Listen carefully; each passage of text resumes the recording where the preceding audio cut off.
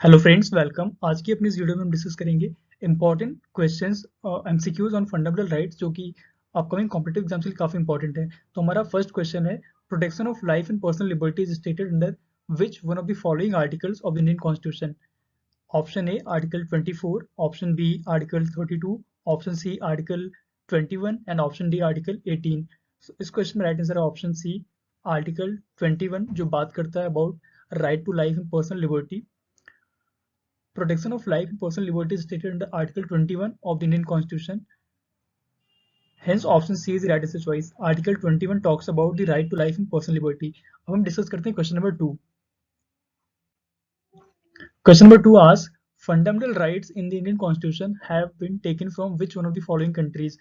जैसा कि हम जानते हैं कि हमारी कॉन्स्टिट्यूशन के कई सारे जो एलिमेंट्स हैं वो अलग अलग कंट्रीज से बोरो किए गए हैं। So in the same manner जो फंडामेंटल राइट्स इंडियन कॉन्स्टिट्यूशन के पार्ट थर्ड में वो किस कंट्री से अडॉप्ट किए गए हैं? Option A Australia, option B France, option C Russia, option D America.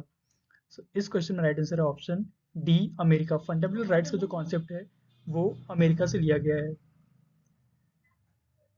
Fundamental rights in the Indian Constitution have been taken from the United States of America. Hence, option D is the right choice. अब हम discuss करते हैं question number 3।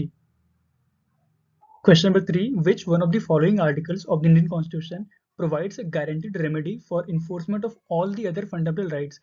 Indian Constitution का कौन सा ऐसा article है जो जो दूसरे फंडामेंटल राइट्स हैं उनको सिक्योर करने की बात करता है, उनके लिए गारंटेड रेमेडी प्रोवाइड कराता है? Option A article 28, option B article 27, option C article 32 and option D article 34। तो इस क्वेश्चन में right answer option C article 32, जो बात करता है राइट टू कॉन्स्टिट्यूशनल रेमेडीज की, और इसके थ्रू जो हमारे अदर फंडामेंटल राइट्स हैं वो प्रोटेक्टेड होते हैं, because as per the provisions of this article supreme court में अप्रूव कर सकते हैं for the enforcement of all other fundamental rights. इसलिए इस क्वेश्चन में right answer option C article 32।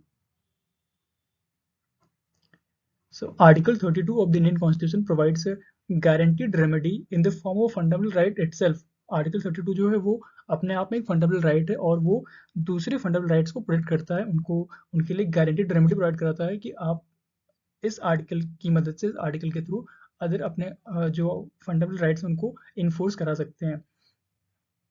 And the supreme court is designated as the protector of these rights by the constitution. And supreme court जो है वो उसके पास इन rights को protect करने की पूरी रिस्पॉन्सिबिलिटी होती है by the way of issue of writs. So इस question right answer option C article 32। Question number 4, which article of the Indian Constitution guarantees all persons the freedom of conscience and the right to preach, practice and propagate any religion of their choice? भारतीय संविधान का कौन सा article है, कौन सा अनुच्छेद है जो हर व्यक्ति को, जितने भी इंडिविजुअल्स हैं इंडिया में उनको राइट देता है to practise, preach and propagate any religion of their choice, की वो अपने विवेक के अनुसार, अपने अनुसार वो किसी भी पर्टिकुलर रिलीजन को जो वो चाहें उसको फॉलो कर सकते हैं, प्रैक्टिस कर सकते हैं और उसका प्रचार कर सकते हैं। So option A article 22, option B article 23, option C article 20, I think यहाँ 24 होना चाहिए, एंड डी आर्टिकल 25। सो इस question right answer option D article 25। Right answer होगा option D article 25। So Article 25 of the Indian Constitution guarantees all persons the freedom of conscience and the right to preach, practice and propagate any religion of their choice. Hence option D is the right answer choice. अब हम देखते हैं अपना अगला question. Question number 5. Consider the following statements. Statement 1 says the right to information RTI Act was passed in 2005, and statement second says the right to information is a fundamental right under Article 14. So इस question में कौन सा statement सही है हमें rate करना, analysis करना है इसका। इस क्वेश्चन में स्टेटमेंट जो फर्स्ट है वो सही है, बिकॉज आरटीआई जो 2005 में इंट्रोड्यूस किया गया था, right to information act, but जो सेकंड है वो गलत है, because RTI is not a fundamental right under article 14, because article 14 तो राइट टू इक्वालिटी की बात करता है। आरटीआई जो है वो आर्टिकल 19(1)(a) जो बात करता है about right to life, right to freedom of speech and expression, उसके अंदर एक फंडामेंटल राइट है। सो इस क्वेश्चन राइट आंसर होगा option A. Only statement first is correct but second is incorrect. The Right to Information Act (RTI) was passed in 2005. It is a fundamental right under Article 19(1)(a). Under Article 19(1)(a) जो बात करता है about the freedom of speech and expression, उसके अंतर्गत ये एक fundamental right है, right to information। इसलिए स्टेटमेंट जो फर्स्ट है वो सही है, बट जो सेकंड है वो इनकरेक्ट है, बिकॉज ये मेंशन करता है आर्टिकल 14 को, जो कि गलत है। तो राइट आंसर होगा option A, statement 1। Now question number 6. Which one of the following fundamental rights was termed as heart and soul of the Indian Constitution by Dr. B.R. Ambedkar? Doctor B R Ambedkar ने भारतीय संविधान के किस article को heart and soul of Indian constitution कहा था? Option A, right to constitutional remedies, option B, right against exploitation, option C, right to equality, and option D, right to freedom of religion. इस question में right answer option A, right to constitutional remedies. Dr. B.R. Ambedkar said that without Article 32, which deals with the right to constitutional remedies, the Indian Constitution is null and void, and thus it is regarded as the heart and soul of the Indian Constitution, because Article 32 ये जो हमारे other fundamental rights को protect करता है, इस वजह से ये काफ़ी इंपॉर्टेंट है, और ये इसको डॉक्टर बी आर अम्बेडकर ने heart and soul of Indian constitution कहा था। इसके बिना कॉन्स्टिट्यूशन का कोई भी अर्थ नहीं रह जाता है, इज नल एंड वॉइड। इस वजह से स्टेटमेंट जो ऑप्शन फर्स्ट है वो सही है इस क्वेश्चन में। Question number 7. Consider the following statements. Statement 1 says Article 23 of the Indian Constitution prohibits child labor, and statement 2 says Article 24 of the Indian Constitution prohibits human trafficking. जो article 23 है वो child labour, बाल श्रम जो है, बाल मजदूरी, उस पर रोक लगाता है। जो आर्टिकल 24 है वो ह्यूमन ट्रैफिकिंग, जो मानव तस्करी होती है और जो जबरदस्ती किसी से काम कराना और इस तरह के जो जितने भी एक्टिविटीज़ हैं उन पे रोक लगाता है आर्टिकल 24। ये यहाँ पे बातें बिल्कुल सही हैं, लेकिन जो आर्टिकल्स हैं उनका यहाँ पे इंटरचेंज हो गया है। जो आर्टिकल 23 है वो एक्चुअली में ह्यूमन ट्रैफिकिंग की बात करता है, ह्यूमन ट्रैफिकिंग को रोकने की बात करता है। जो आर्टिकल 24 है वो चाइल्ड लेबर को प्रिवेंट करने की बात करता है, रोकने की बात करता है। यहाँ पे दोनों ही आर्टिकल्स एक्सचेंज कर दिए गए हैं विद द स्टेटमेंट्स, इसलिए दोनों स्टेटमेंट्स यहाँ पे इनकरेक्ट हैं। Both statements are incorrect due to interchange of articles. Article 23 of the Indian Constitution prohibits human trafficking, making it an offence punishable by law, while Article 24 prohibits the employment of children below the age of 14 years in factories, mines and other hazardous jobs. इसलिए दोनों statements यहाँ पे जो वो incorrect है due to interchange of articles.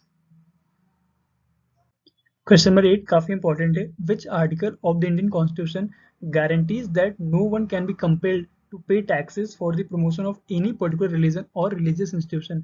भारतीय संविधान का कौन सा आर्टिकल है, कौन सा अनुच्छेद है जो इस बात पे रोक लगाता है, जो ये कहता है कि किसी व्यक्ति को खासकर धर्म के प्रचार के लिए या उससे जुड़े हुए जितने भी इंस्टीट्यूशन हैं उनके प्रचार के लिए, किसी पर्टिकुलर रिलीजन या रिलीजियस इंस्टीट्यूशन के प्रचार के लिए आप टैक्स देने के लिए उसको फोर्स नहीं कर सकते, कंपेल नहीं कर सकते, इससे फ्रीडम देता है वो कौन सा आर्टिकल है? Option A article 32, option B article 24, option C article 19 या ऑप्शन डी आर्टिकल 27। तो इस क्वेश्चन में राइट आंसर है option D article 27। Article 27 of the Indian Constitution guarantees that no one can be compelled to pay taxes for the promotion of any particular religion or religious institution। कोई भी व्यक्ति किसी भी धर्म या धर्म से जुड़े हुए किसी भी इंस्टीट्यूशन के प्रचार के लिए, प्रमोशन के लिए किसी भी तरह का टैक्स देने के लिए बाध्य नहीं है, उसे फोर्स नहीं किया जा सकता। ये गारंटी देता है article 27 of the Indian constitution.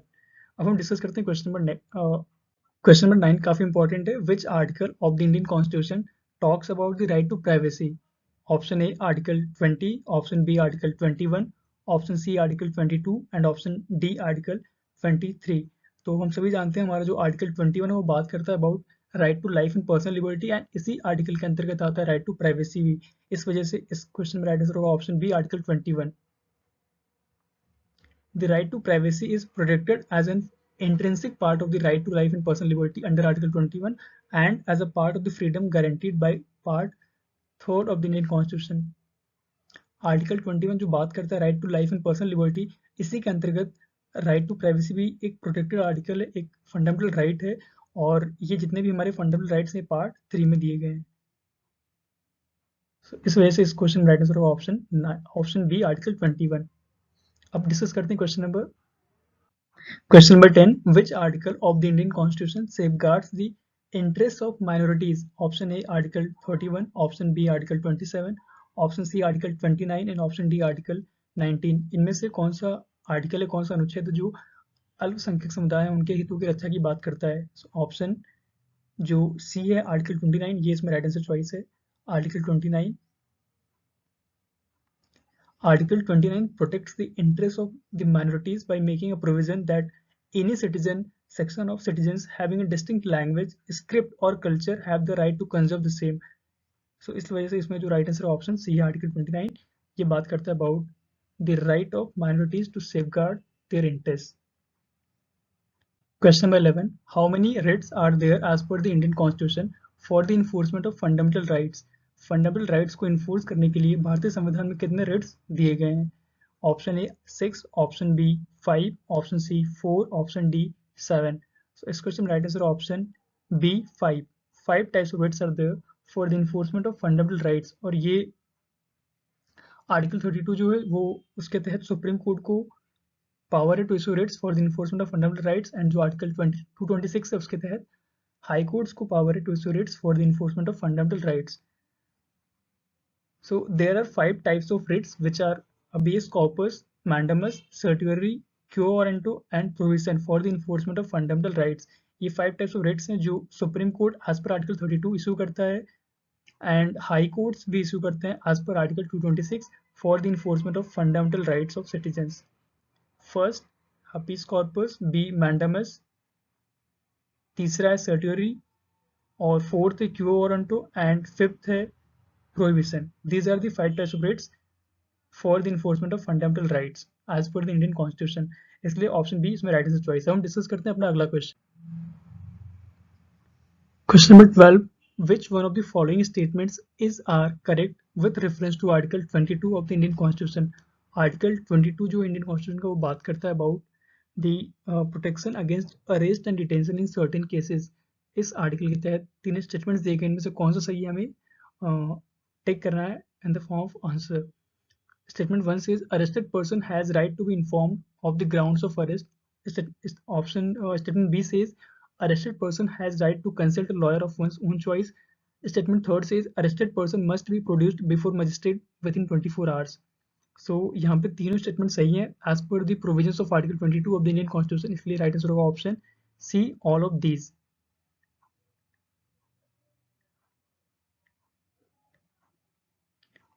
जो भी पर्सन अरेस्ट किया जाता है उसके पास राइट होता है कि उसे इन्फॉर्म किया जाए कि किस ग्राउंड्स पर उसे अरेस्ट किया गया है. स्टेटमेंट बी भी सही है बिकॉज अरेस्टेड पर्सन के पास राइट है कि वो लॉयर से कंसल्ट करे, अपनी चॉइस के लॉयर से कंसल्ट कर सके regarding detention. And statement third भी सही है बिकॉज विद इन 24 आवर्स उस अरेस्टेड पर्सन को बिफोर मजिस्ट्रेट पेश करना होता है. सो यहाँ पे तीनों statements as per provisions of article 22 सही है, इसलिए राइट आंसर होगा option C all of these. So I hope ये वीडियो आपके लिए काफ़ी इन्फॉर्मेटिव रहा हो, and this will help you enhance your preparation for competitive exams specially polity section. And आपके अगर कोई फीडबैक हो आप पुट कर सकते हैं comment section below. And thank you so much for watching this video. Have a great day.